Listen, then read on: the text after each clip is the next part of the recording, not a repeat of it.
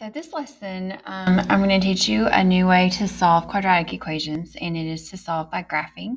And then I'm going to take a second and review two other ways that we already know how to solve quadratic equations by taking the square roots and by using the quadratic formula.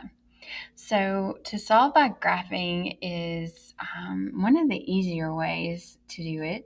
So if you have the graph of the function like I do, in this case, this is the graph of that function, and we want to find the solution to this equation of whenever that function is equal to 0, it's just going to be to find the x-intercepts.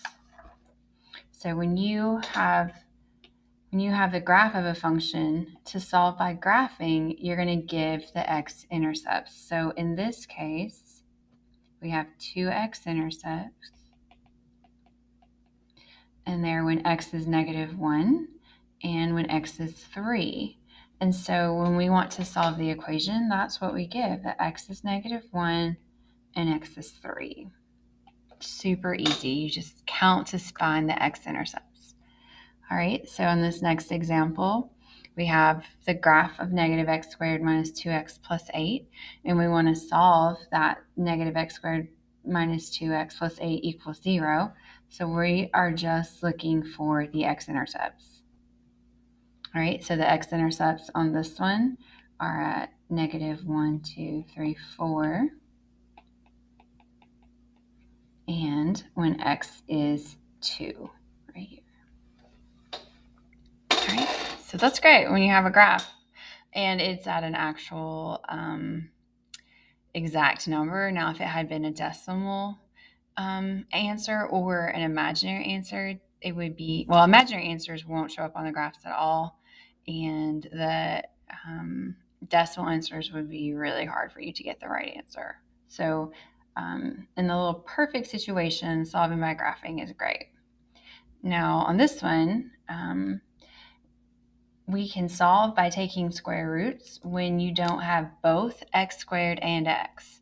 So in this situation where we have 2x squared plus 18 equals 0, I notice I have an x squared, but I don't have an x, then I can solve by taking square roots, which is another way that's not too terrible.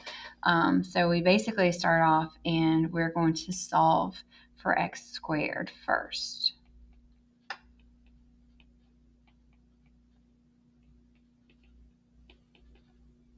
All right, so we'll start off and subtract 18.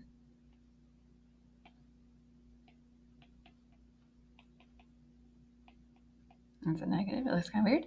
All right, and then we'll divide by 2. All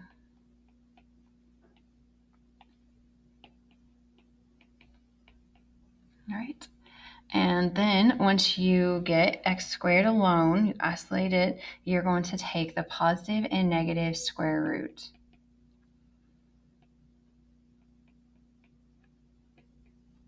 So the square root of x squared is just x, and then we have plus or minus, and then the square root of -9 is going to be 3i. Now I just want to show you real quick that this is one that we really could not do by the graph. If we looked at the graph of this, oh, I lost dots, sorry. You can't even see it. Let me zoom out.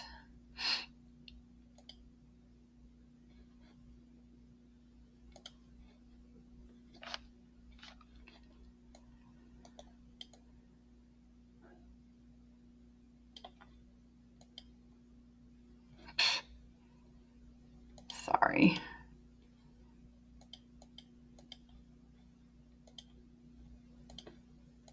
There we go. All right, there's the graph. And so it's a situation where there aren't any x-intercepts, and when there aren't any x-intercepts, there's going to be imaginary solutions, which is exactly what we have in this case. So it is important that you know more than one way to solve, because there's times when you can't do it one of the easier ways. All right, and then when we look at this one, we're going to start off and this time we want to get this thing being squared alone. So we're going to solve for the quantity x plus 1 quantity squared first. And to do that, we would just need to start off by dividing by 3.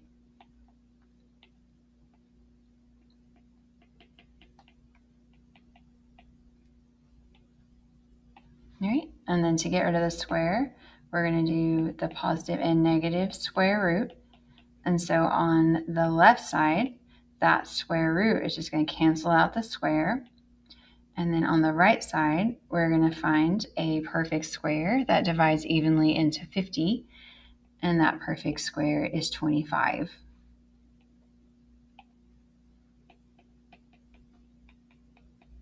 All right, and then the square root of 25 is just 5. It breaks out of the prison and changes to 5. And then the last thing we would do is to move that 1 over. So since it's a plus 1, we would subtract the 1 and put it in front of the plus or minus. Now, this would actually show up on the graph, but it would be this random decimal that you wouldn't really be able to get that answer out of. Okay. And then the last type of solving that we're going to do today is solving by the quadratic formula. And the best thing about the quadratic formula is you can always use it. The hard thing about it is it's kind of hard to remember. So we did learn the song. We are going to have a test towards the end of this week, so everybody is going to need to know the song. But it's x equals the opposite of b plus or minus the square root b squared minus 4ac divided by 2a. That's the quadratic formula. Now, the first thing you want to do to figure out what a, b, and c are is you have to get everything on one side first.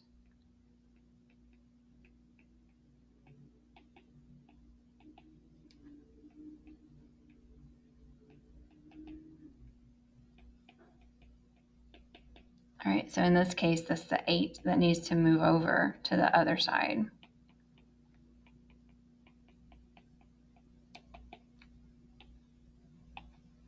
All right, then we can write down what a, b, and c are. A is the number in front of x squared, b is the number in front of x, and c is your number without an x, the constant.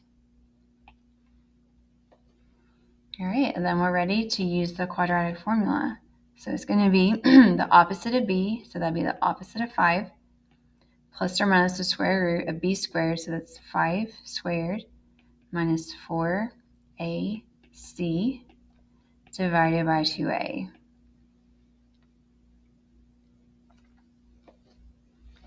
All right, and then at this point, we can take what's underneath the square root and type it in the calculator. And if you use those parentheses like I do, then you type it in just like you wrote it all at one time. You don't have to do pieces. The calculator is really smart. All right, so then that gives us 121 underneath the square root.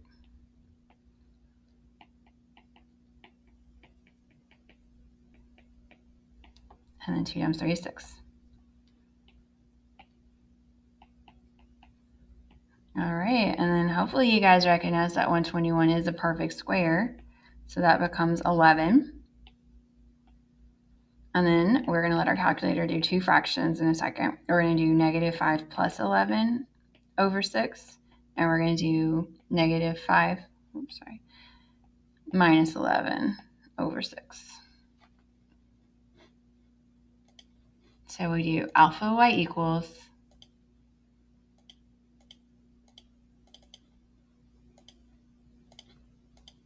all right, that's going to give us 1 as one of our answers.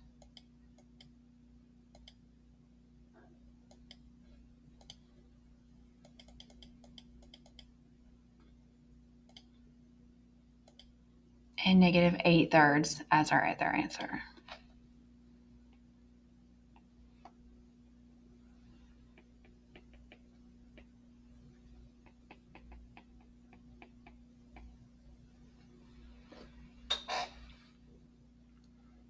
Okay, sometimes the quadratic formula doesn't turn out quite so pretty, but we're going to start off the exact same way and get everything on one side.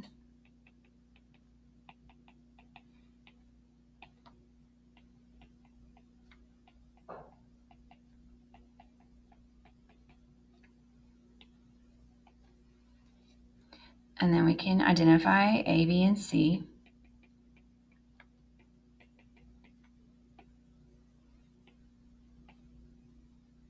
And then we can do the quadratic formula. X equals the opposite of B, plus or minus the square root of B squared, minus 4AC divided by 2A.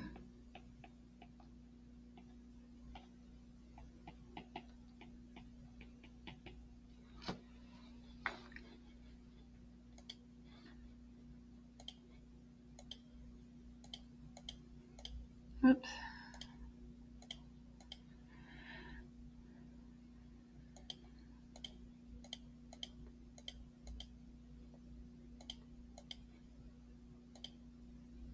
Okay, that's going to give us negative 48 underneath the square root.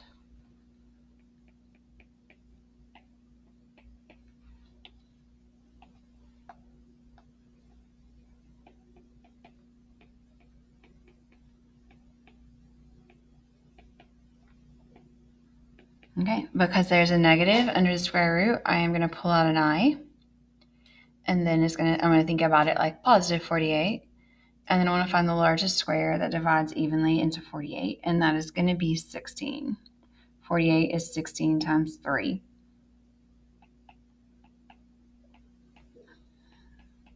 All right, and then since 16 is a perfect square, it can break out of the radical prison and become positive 4.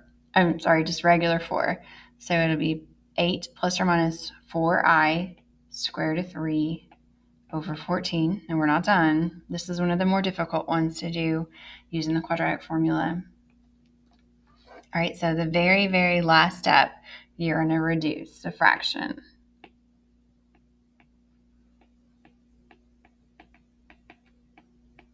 And I write this in pink because we're going to draw a heart. So you draw a heart around all the numbers that are not under the square root. And look at them and see what you can reduce them all by. And the only number you can reduce all of those numbers by is 2. So we're going to go through and divide each of those by 2. So 8 divided by 2 is 4.